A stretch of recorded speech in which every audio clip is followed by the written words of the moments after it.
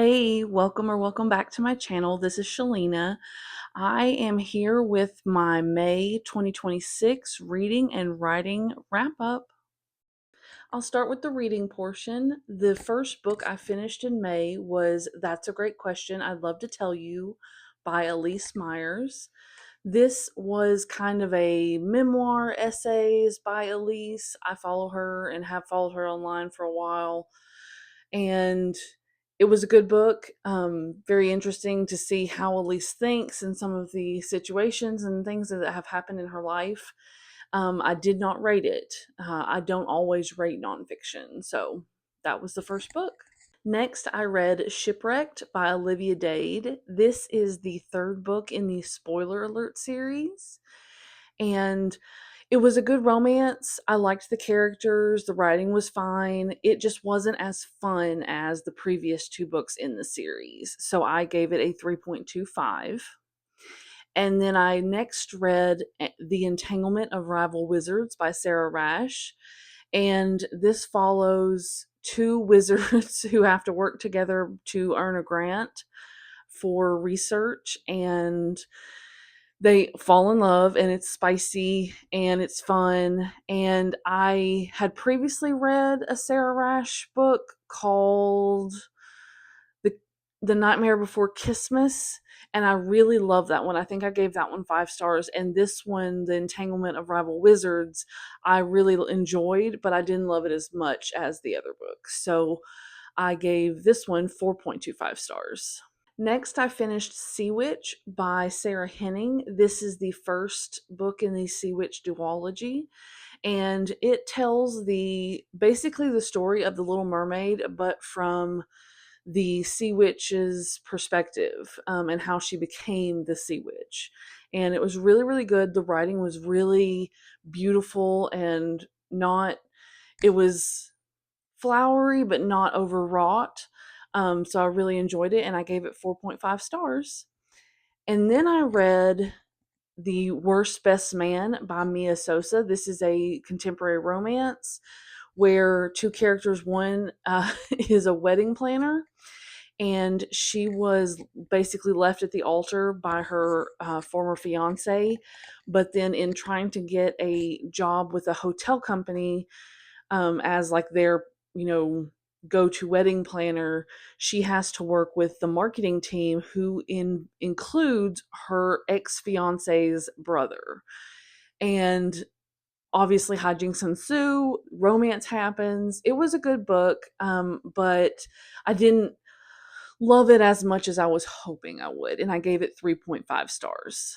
The next book I read was Guillotine by Delilah S. Dawson, and this was a fun, short, really high concept, but really bloody horror novel that I really enjoyed. I can't remember if I have read any Delilah S. Dawson before, but I have seen her books recommended quite a lot, and I was excited to get to read this one. Again, it was short, it was fast paced. You get into it. I really like the main character, and I just enjoyed the heck out of the book, even though it was really violent and really bloody, as you can probably guess from the name being Guillotine. So I gave it 4.25 stars. And then the next book that I read was Love is a War Song by Danica Nava.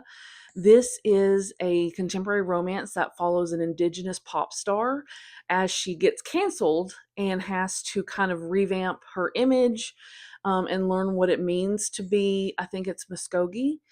And she, of course, meets somebody and falls in love on this ranch where her grandma lives. And she's getting to know the family that she never had.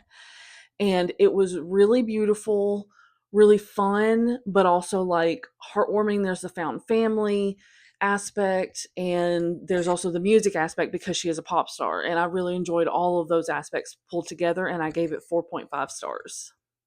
My next read was Foundryside by Robert Jackson Bennett. This is the first book in a trilogy, I believe, a fantasy trilogy, and I was very scared going into it because it was so long.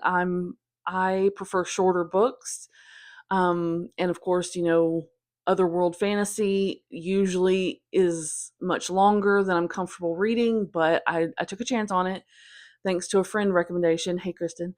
And I read it and I really, really, really liked it.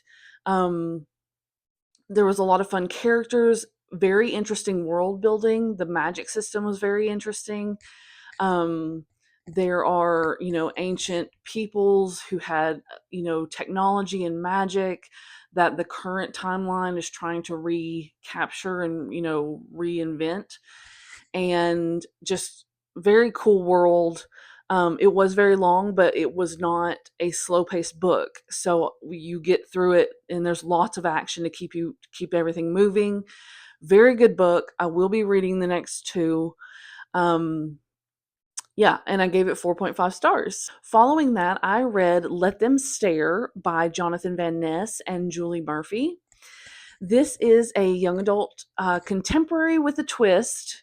So basically, the main character is a non binary teenager who's about to go off to New York for an internship. And then the internship gets canceled and they're stuck in their hometown for a little while.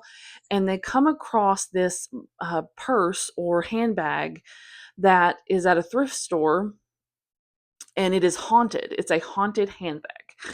And it's a little bit campy. It's a lot of fun, and it has a ton of heart as it explores, what it was like for our queer elders in a different time and the struggles and different things they had to go through just to live.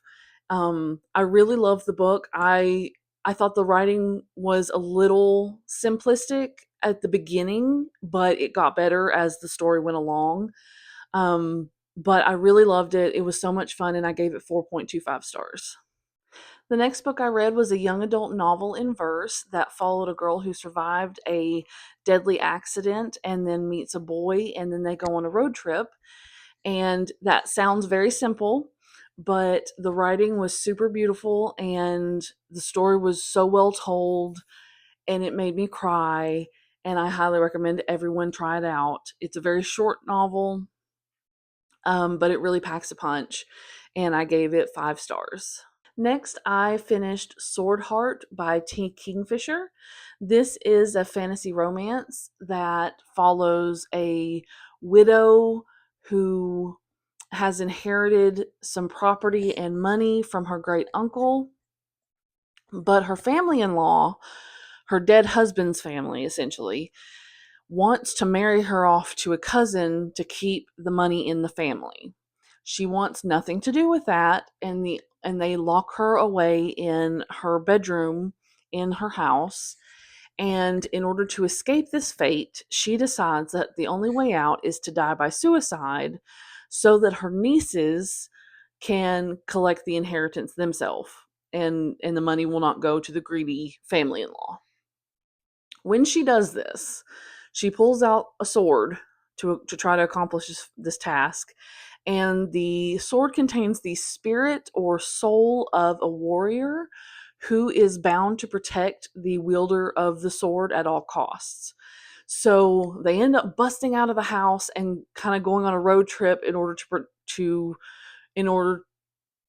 to get to somewhere where they can protect her inheritance and get away from the family in law. Anyway, it was really good. It's a little bit of a complicated explanation for the beginning of the story, but it's basically a fantasy road trip story. There are creatures and people, like all the characters were like really good. I really enjoyed just the general fantasy atmosphere and the I already said the characters, but like the way the story progresses. It was a little slow at the beginning. That was the only drawback for me, is that it being an otherworld fantasy, it went a little slow in the beginning, but once it got going, it really got going and things just kept happening, and it was a lot of fun. So I love T Kingfisher. I gave The House with Good Bones by T Kingfisher 5 stars last year. I think it was my favorite novel of last year. So I basically will pick up anything T Kingfisher writes to see if I like it. Um, so I've done horror. I've got a fantasy I'm reading right now called Snake Eater by T Kingfisher. I read Swordheart, and then there's another book on this list that I read that was by T Kingfisher. Um, so yeah, so it was a really good one, and I gave it 4.25 stars. And then following Swordheart, I read Nothing Burns as Bright as You by Ashley Woodfolk. And this is another young adult novel in verse. I didn't love it. I think because I had just read Me, Moth, and I really loved that one. I did not love the writing in Nothing Burns as Bright as You as much. So I didn't want to compare them, but at the same time, I kind of couldn't help but compare them because the writing was a little different. I think the writing was just as strong in Nothing Burns as Bright as You. I just didn't like the narrative as much. It's about two girls who are best friends who kind of get into some trouble because they keep like starting fires and skipping school and doing different things. And they fall in love, and it's about their relationship and the highs and lows of that.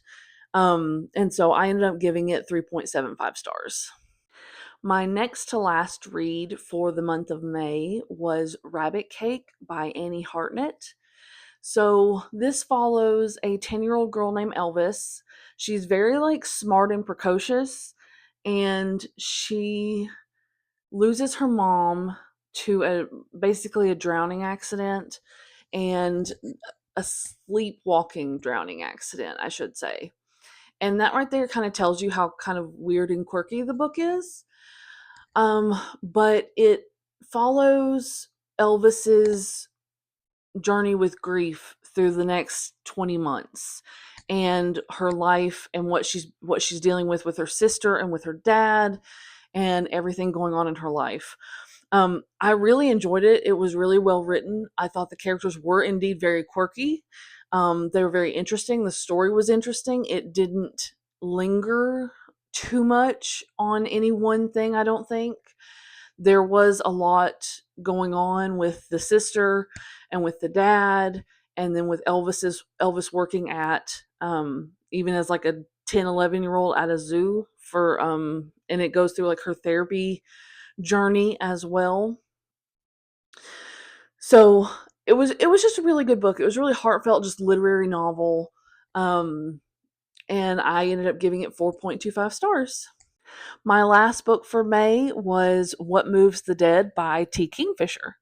And in this one, it's a historical horror novel where Alex Easton, Lieutenant Alex Easton, goes and visits his friends Madeline and Roderick Usher. And this is a retelling of The Fall of the House of Usher by Edgar Allan Poe. And you find out that there's some weird stuff going on. Madeline's acting weird. Roderick feels like he's going crazy. They don't really know what's going on, but Madeline appears to be dying, and they're trying to figure out how to stop it if they can. And I really enjoyed the character of Alex Easton. The history of the Sworn Soldier was very interesting. That's the name of the series that this is part of, Sworn Soldier. And I really liked that part, and the writing was really good. It was very, very atmospheric, but I didn't quite connect with the story itself. I kind of knew what was going to happen. I felt like it maybe because I have read The Fall of the House of Usher before, so I didn't connect with the narrative itself as much. So I gave it 4 stars. So, as you can imagine, I am pretty tired. That was 14 books in 1 month that I read. And I read I read more books in the month of May than I did the entirety of January through April. So I had a lot of catching up to do. I'm still trying to catch up from not reading fiction for those several months. And anyway, as you might have seen in my last video, I had a depression spell and I wasn't doing much with reading and that all of that. I also wasn't doing much with writing, but last month I did write about 1,300 words on a new project. So I'm excited about that, and I will be continuing to write on that. I'm not in any hurry. I'm just kind of writing as I feel like it, so we'll see how that goes. And yeah, that's my wrap up. I hope you have had a good May and are looking forward to Pride Month in June. And it's June 1st and I've already finished 2 books. So we're going to keep this hectic reading schedule going because, like I said, I got to catch up. So if you have gotten this far in the video and want to leave an emoji for me in the comments, leave a blue heart. And I hope to see you all again soon. Bye.